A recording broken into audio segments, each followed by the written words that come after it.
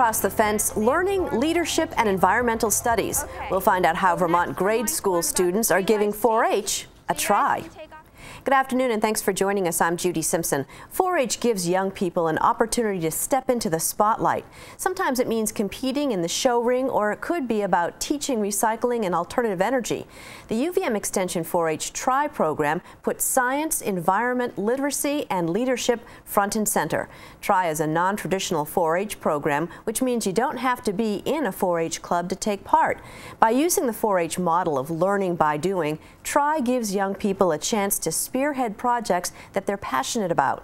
When the 4-H Try team of the middle school in Montpelier goes out to teach young students about trees, they're also learning a lot about themselves. Here's Keith Silva with our story.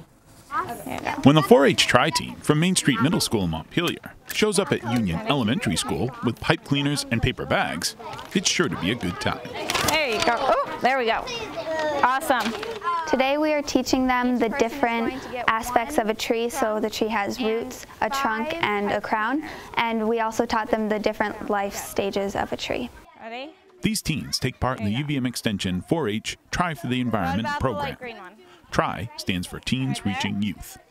The teens use the 4-H hallmark of learning by doing to teach environmental literacy to the younger students. We made tree costumes to help demonstrate the different parts of a tree and help them think deeper about them. So we had a belt with roots that were pipe cleaners, and then we had a paper bag as vest, and that was the trunk, and we had a crown with leaves on it. What does your trunk do, Gemma? The curriculum was developed by UVM Extension and the Vermont Department of Forest Parks and Recreation. The team receives a lesson plan, but it's up to them to make it their own. As we kept going and as we kept practicing in school, it got easier. And especially because I'm working with Ruby and Megan, I've been friends with them for a long time, that makes it a lot easier. So, and our communication with each other, we already know each other, so it's a lot easier that way. A mature tree has lots of leaves and it is healthy. I have always had an interest in teaching younger kids, and I've always had an interest in the outdoors and especially trees. So this felt like perfect for me because it's both of my interests together, and I thought I could learn a lot from it too. Teaching provides these teens with life skills like communication and encourages leadership development. I think teaching kids makes me more comfortable with people in general, so I think it helps your social skills as well as just communication, different forms like talking to younger kids as well as the teacher, so adjusting your communication based on the audience.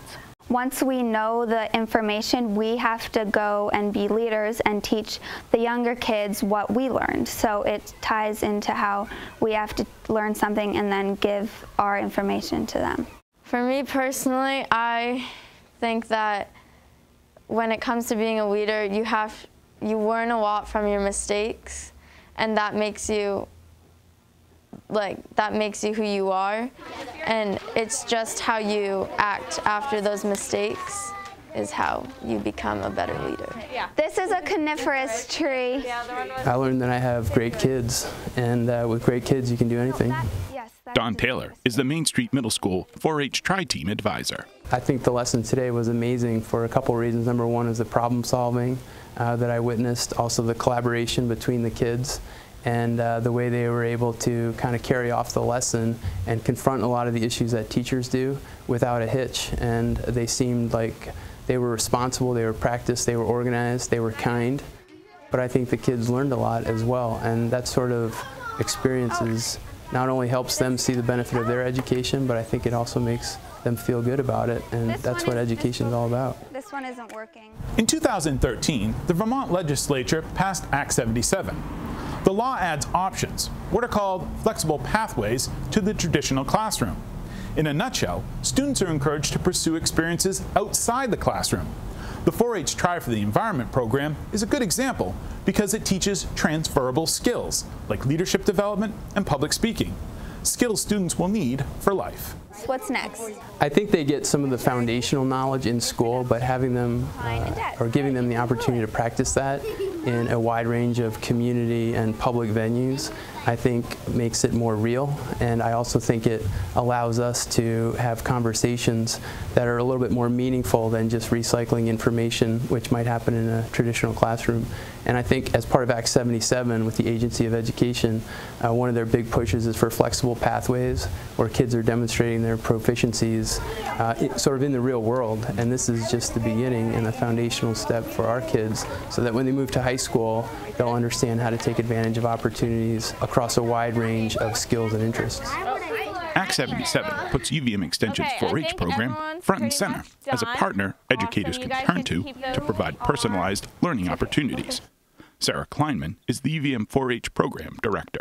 4-H has been doing personalized learning for over 100 years. I mean, that's really what it is all about. Through the students' interest, they choose a project, and it's through exploration of that project where they learn life skills, which in current words is the transferable skills. It's the 21st century skills. So it is, and that's what personalized learning is all about, in the hopes that through Act 77, students will be more engaged in school or more engaged in whatever it is they choose to explore further and showcase the various proficiencies because they like what they're learning, they're interested in the project. Kids come to us because they want to explore something, that whether it's animals or technology or healthy living or civic engagement, they learn and they participate in these fun activities. At the same time they're learning, they're exploring, and then they can show that stuff that they get at the end and use it towards academic progress. Smile and sigh.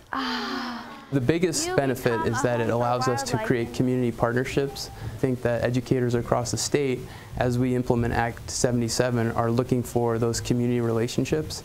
And as they build those relationships, the stronger those get, the more opportunities there are for young people to be responsible and committed citizens, which is our end goal.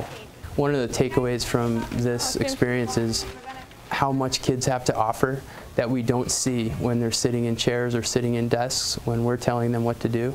When they're given the responsibility and the opportunity, they can show you just how amazing they can be.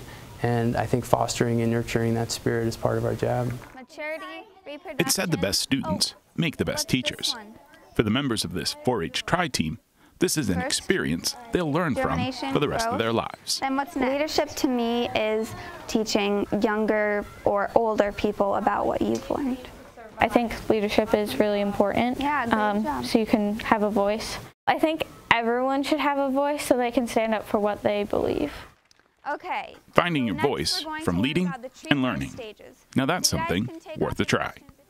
In Montpelier, I'm Keith Silva with Across the Fence. Well, thanks, Keith. I'm joined in the studio by Lauren Tracer. Lauren is the UVM Extension 4-H Teen and Leadership Specialist and the Tri Team Coordinator. Welcome. Hi, thank you. What is it about the Tri curriculum that fosters confidence and helps the students learn these leadership skills? Well, everything we do in Tri is really designed to sort of envelop the students in scaffolding so that they can be successful. So we train them, we give them everything that they need to be successful in their teaching. But I think really what develops their confidence is how much their young students love them. And so when they go in as a teacher, their young students look at them as someone older, someone more knowledgeable, and they really listen to what the teens have to say. So I think that builds their confidence and helps them realize like they have something to offer these young students, they're teaching them, and they can see the growth that these young students have in the subject that they're teaching them. Mm-hmm. And so you're also looking to form some new Tri teams. Who's eligible and what does it take to form a team? Yeah, so this is a statewide program and it's open to students in grades 7 through 12. And the students form what we call a Tri team of either 2 to 4 students, and then they find an adult mentor. Mm-hmm. And they fill out an application and apply, and hopefully will be accepted to the program. I've never turned anybody away yet. What are some of the things that, I mean, we saw in the video talking about trees and the environment. What are some of the other things that kids have done? Yep, so we actually have had 4 program areas through last year. We have renewable energy. It's actually really energy fundamentals, getting the building blocks to understand energy, waste solutions, food systems, we saw the forest and trees, and this year we're adding water. Really? And so how does TRI tie into the Department of Education's Flexible Pathways Initiative? Yeah, as we heard Don Taylor talk about, we have a lot of students who really want to take their learning beyond just sitting in a classroom. They want to develop their skills in a more hands-on, real-world experience. So TRI does that. It allows them to develop proficiencies that can go towards their proficiency-based graduation requirements, as well as developing the transferable skills. Two things that students today need to meet their graduation requirements. So TRI really is designed to do that and lets those students also experience a real-world career teaching or environmental educator. It really connects them also to the organizations that we partner with to create the TRI content areas. So when we train the teens, we tell them that they're part of those organizations, helping to amplify the message that these organizations are doing every day. They're just unpaid. Well, it's like an internship. Yeah, it really is. I mean, most of the organizations we partner with don't have large staff, and we really look to these teen teachers to help go out across Vermont and develop environmental literacy in our young students. They're doing real work. And so one of your big projects this year, or each year, is the Youth Environmental Summit. When is that happening and what's it all about? Yep, that is a big event that we do every year. We get anywhere between 170 to 220 middle school and high school students all coming to the Barre Civic Center. This year it's November 2nd, and people can still register up until October 15th. It's a great day because it's a mix between bringing in environmental professionals who do workshops as well as host exhibits, but we also have students do workshops and host exhibits.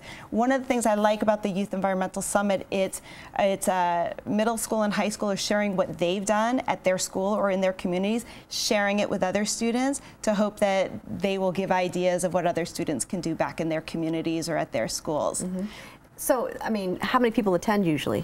In that 170 to 220 range. Wow. It's a fairly big event, and what's really nice is there's 4 different workshop time slots and 6 or 7 workshops offered each one. So there's a lot of information that can be obtained throughout the day, as well as we do an exhibit scavenger hunt where participants go and visit about 20 to 30 exhibits to gather more information. What I really hope from the day is students walk away from the summit with information to increase their learning, but also ideas of service learning projects that they could potentially do back in their communities or organizations that they could connect with to help the work that organization is doing. So it's a really great way to connect our young people with the work that's going on in the environmental community all across Vermont.